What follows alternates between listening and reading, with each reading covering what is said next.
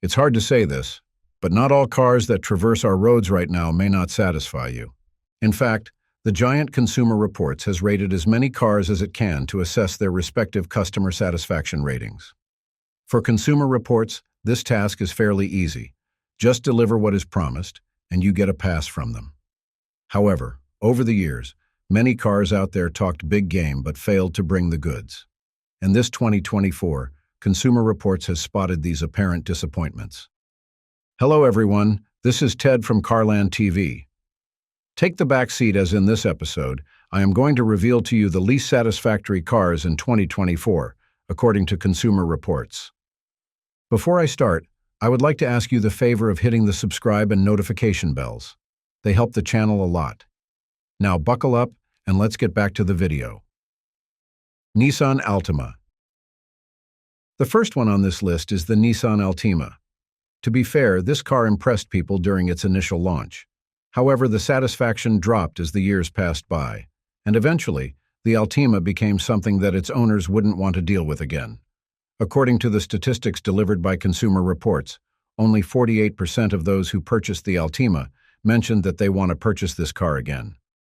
Among the most commonly reported issues on Nissan Altima is its problematic camshaft sensor. Drivers specifically reported that the crankshaft is prone to failing, which in turn stalls the engine from time to time. Nissan has recalled these sensors several times already. At the same time, the Altima is also riddled with issues with its transmission, catalytic converter, and engine start, which can result in untimely or out-of-routine maintenance or replacements. Yikes. Volkswagen Jetta. The Volkswagen Jetta is a curious case for one reason. It's a well-loved car by many American owners. But here's the thing. The Jetta that you used to love is already superseded by newer models, which, in the words of some of its buyers, sucks. So much so that only 47% of the current owners of the latest model years of Jettas said they aren't going to buy them again. The 2024 Jetta's handling is average at best, and it can be dull most of the time. It's also observed that it turns too tenderly on sharp curves. Meanwhile, the 2019 Jetta has the worst reliability rating, only 1 out of 5, and this poor score has a lot to do with its poor body hardware, noisy. Kia Forte.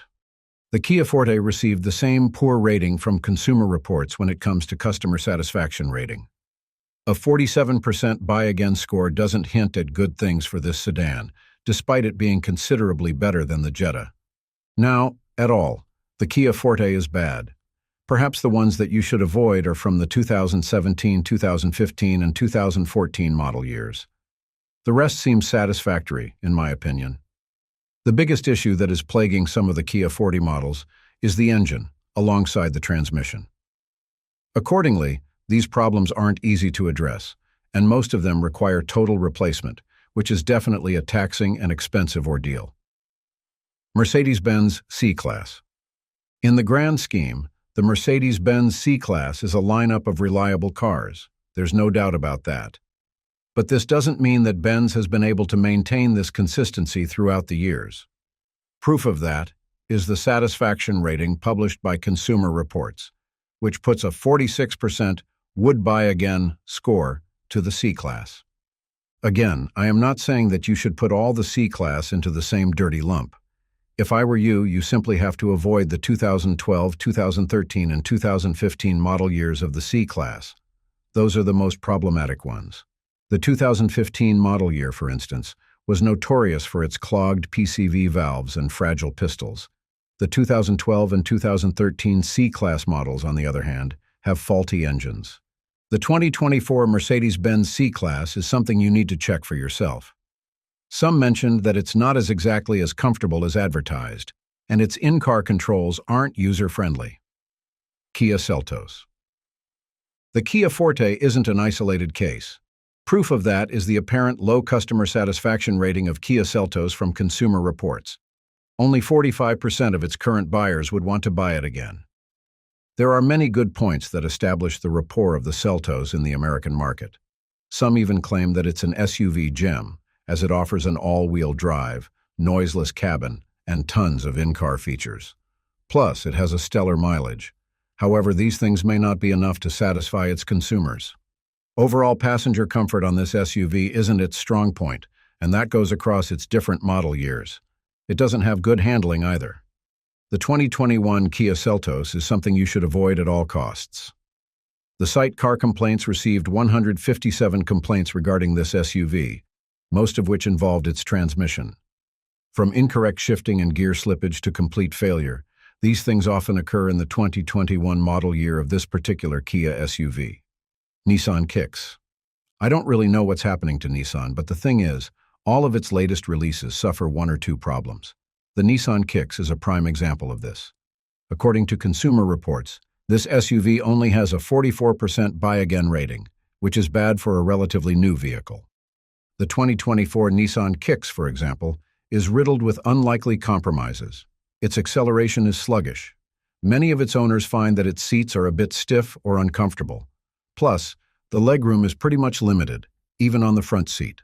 Of course, the absence of all-wheel drive sucks.